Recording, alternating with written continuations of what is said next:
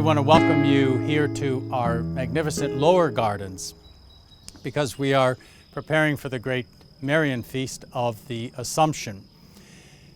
That feast we celebrate with a special Mass on August 14th, the Vigil of the Assumption at 7 o'clock in the evening. We gather down here in these gorgeous lower gardens to stand before the Lourdes Grotto, that shrine of Mary, but also to stand in front of the Tomb of Mary, which is so prominently featured in this great feast of Mary of the Assumption. We certainly encourage you to come and visit it, and especially encourage you, if you can, to attend this outdoor Mass of the Assumption down here in the Lower Grotto on August 14 at 7 p.m.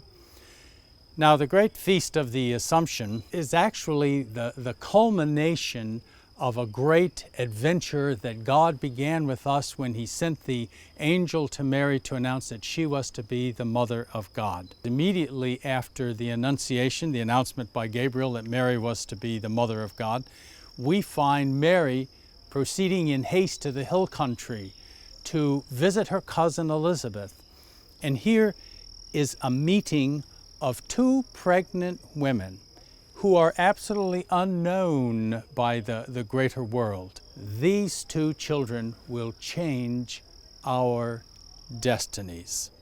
The Feast of the Assumption, which jumps to the end of Mary's life, was a feast set up by Pope Pius XII in 1950 when he stated and declared the dogma of the Assumption that at the end of her earthly life, Mary was assumed body and soul into heaven.